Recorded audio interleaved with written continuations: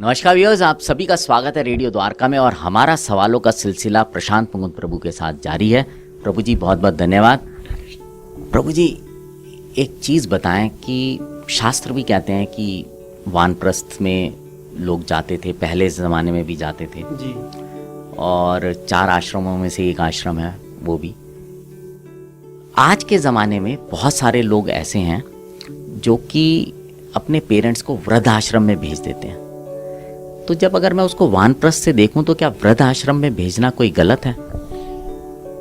देखिए, शास्त्र में जैसे आपने कहा विशाल जी, 4 आश्रम है। पहले जन्म से लेकर और 25 साल की उम्र तक ब्रह्मचारी आश्रम, 25 से 50 तक गृहस्थ आश्रम। उसमें ऑप्शन था कि ब्रह्मचारी गृहस्थ बन सकता था या फिर ब्रह्मचारी बन के ही अपनी लाइफ कंटिन्यू कर सकता था। तो अगर ब्रह्मचारी बन के ही करता है तो उसको नैष्टिक ब्रह्मचारी कहते हैं। लेकिन वो ब्रह्मचारी जो गृहस्थ में जाता है वो ब्रह्मचारी उस नैष्टिक ब्रह्मचारी से भिन्न है।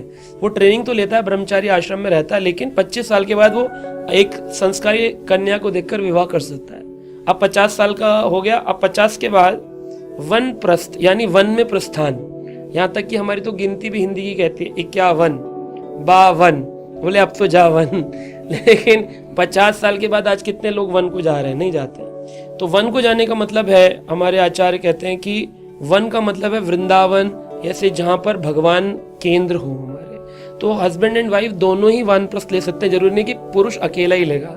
हस्बैंड वाइफ दोनों वानप्रस्थ लेके, लेकिन उनका सेंटर फोकस भगवान होने चाहिए, तब उसे वानप्रस्थ कहते हैं। वन में जाने का मतलब ये नहीं कि हम सफारी के लिए चले गए किसी जंगल में या घूमने कैंपिंग करने जा रहे हैं। दैट इज नॉट वानप्रस्थ। यानी हम इस आश्रम में भगवत प्राप्ति करेंगे संसारी नियमों के बंधनों से तोड़ करके।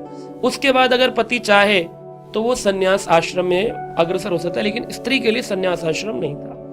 लेकिन जो ये नया कलयुगी आश्रम आया, वृद्ध आश्रम, ये कोई आश्रम नहीं था।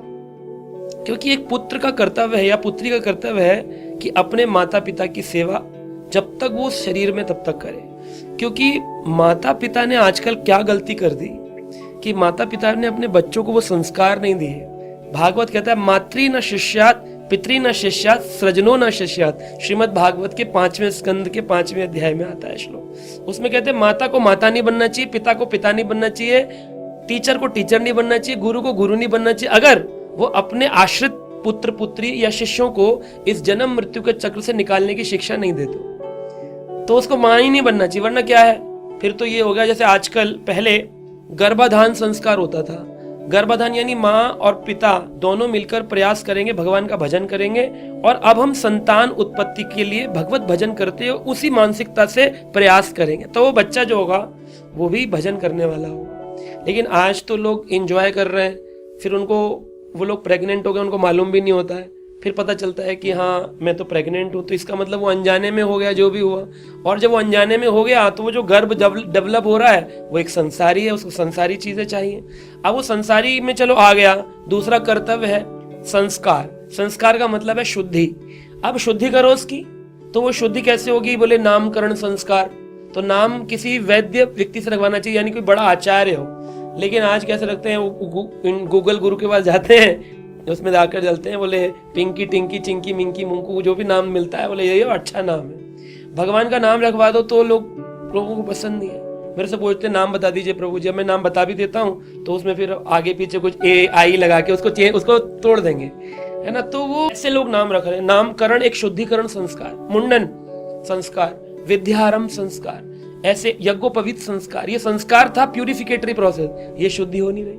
शुद्धि नहीं हो रही तो बच्चों को आगे स्कूल में भेज दिया, प्राइमरी एजुकेशन 2 साल में ही।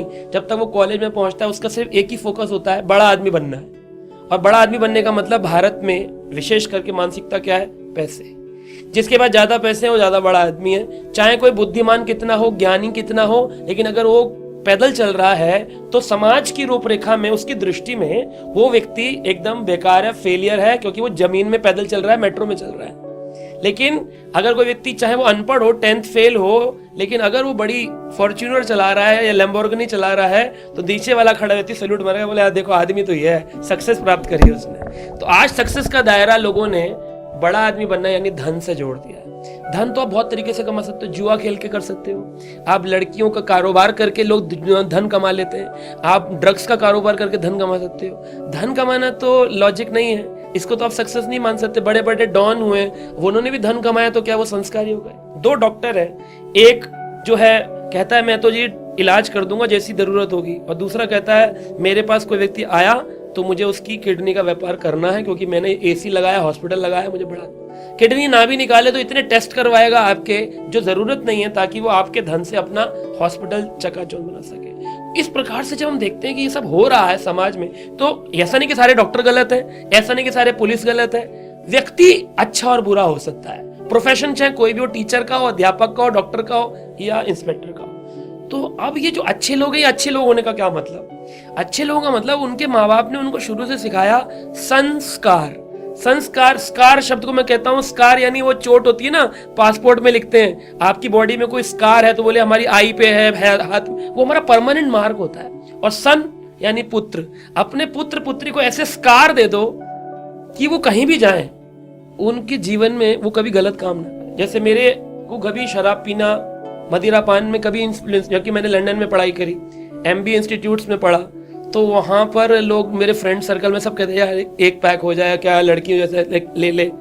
लेकिन मेरे को कभी, क्योंकि घर में हम जब सुनते थे उसको बोलते थे भाई मदिरा जिसने पी ली ना वो तो मतलब गया ही है, तो इतना हमने सुन लिया था। वो एक स्कार, जबकि पढ़ रहे थे वो कान में ऐसा लगता था कि यार ये काम नहीं कर सकता हूँ, वो घुमा के ले आता। कहीं ना कहीं वो हमको रोकता है, उसी को संस्कार कहते हैं। अपने बच्चों को ऐसे संस्कार दे दो। हम ये नहीं कहते संस्कार का मतलब कि पढ़ाई छुड़वा दो, मंदिर भेज दो, गुरुकुल भेज दो, कर सकते हो तो बहुत अच्छा, लेकिन सब ऐसा नहीं कर सकते। हमें डॉक्टर भी चाहिए, इंजीनियर भी चाहिए, लेकिन घर में गीता पढ़ा लो, भागवत पढ़ा लो 5 मिनट 10 मिनट, तो क्या होगा, उनको पता चलेगा माता पिता का सम्मान करना चाहिए, माता पिता ने मुझे कुछ अच्छी चीज दी है। लेकिन जब माता पिता अच्छी चीज नहीं देते, तो जब वो बड़े होते हैं, उनके माँ बाप ने उनको वो सिखाया, तो वो भी अपने बच्चों को वही सिखा रहे, तो परंपराएं चली आ रही। एक वृद्धाश्रम में एक बूढ़ी औरत थी, उसने अपने बेटे को बुलाया, बोली मैं अब मर जाऊंगी तब आएगा मिलने, अब तो आजा, हमेशा बिजी रहता है। तो मिलने आया तो बोलते क्या, बोले बेटा यहाँ पर ना एक AC लगवा दी हो आश्रम। तो उसने कहा माँ अब तो तुम मर ही रही हो, AC की क्या जरूरत है? बोले नहीं मैं अपने लिए नहीं बोल रही हूँ, कल तू भी तो आएगा, जब तू आएगा तो तेरे बच्चे भी तुझे भेजेंगे, तूने मुझे भेजा, तेरे बच्चे तुझे भेजेंगे, तब तुझे तकलीफ होगी, मैं माँ हूं इसलिए कह रही हूँ यहाँ एक AC लगवा दे। तो ये जो वृद्ध आश्रम है, ये कोई आश्रम नहीं है, ये वो है जी, जैसे गाय होती है ना, जब दूध नहीं दे रही है तो उस गाय को रोड पर छोड़ देते हैं, और उनके लिए गौशाला। तो डेयरी और गौशाला में जो डिफरेंस है, डेयरी और गौशाला में वही डिफरेंस है वृद्धाश्रम। वृद्धाश्रम एक गौशाला की तरह है, जो ऐसे वरिष्ठ जन जो भारत के हैं या समाज के हैं, जिनके खाने पीने की व्यवस्था नहीं हो पा रही है, जिनके बच्चे उन्हें नहीं पूज रहे हैं, तो संस्थाएं ऐसी जगह बनाकर उनको सपोर्ट करती है, सपोर्ट सिस्टम। पर ये कोई आश्रम नहीं है। अच्छा प्रभु जी, मैं आपकी बात समझ गया कि मतलब कायदे से आप, अगर मैं समझूं तो कि बच्चों को वहां पे नहीं भेजना चाहिए। बिल्कुल नहीं, कर्तव्य नहीं है। उनको हमेशा, चाहे माँ बाप बेड रिडन हो, नौकरी छोड़नी पड़े, नर्स लगानी पड़े, आपको खुद सेवा करनी, और उस सेवा का इतना फल है अपने माँ बाप की सेवा का।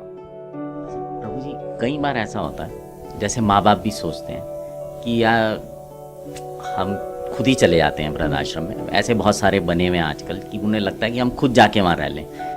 तो उस केस में बच्चों ने तो कहा नहीं, तो क्या ये स्थिति भी ठीक है? देखो, बच्चे, माँ बाप क्यों अकेले जाना चाहे? क्योंकि उनको कंजेनियल एनवायरनमेंट नहीं मिल रहा, उनको परिवार में कुछ तकलीफ हो रही है। वरना कौन से ऐसा जीव होगा जो अपने परिवार के साथ नहीं रहना चाहे? और अगर वो जाना ही चाहेंगे तो वृद्धाश्रम में नहीं जाएंगे, फिर वो वानप्रस्थ आश्रम में, वृंदावन में घर बनाएंगे और वहां अपना भजन करेंगे। बोले बेटा परिवार से हम थोड़ा मुक्त होना चाहते हैं, दैट इज ओके, कि अपनी इच्छा से वानप्रस्थ आश्रम तो जा सकते हैं। वृद्ध आश्रम जाना तो इसका मतलब जरूर घर में कोई कलह क्लेश चल रहा है, जहां माँ बाप घुट रहे हैं, लेकिन बोलेंगे तो और झगड़ा बढ़ेगा, तो चुपचाप निकल जाओ यहाँ से। बहुत बहुत धन्यवाद प्रभु जी आपका। व्यूअर्स, ये सवाल हमसे कई लोगों ने पूछा था, और ये आज के जो सामाजिक दौर है उसका एक बहुत बड़ा सवाल है, और आने वाले समय में ये बहुत बड़ा प्रश्न भी बनेगा। तो उम्मीद करता हूँ इसका जवाब जो है प्रभु जी ने संतोषजनक तरीके से दिया है। अब आपसे विदा लेते हैं, जुड़े रहें रेडियो द्वारका के साथ।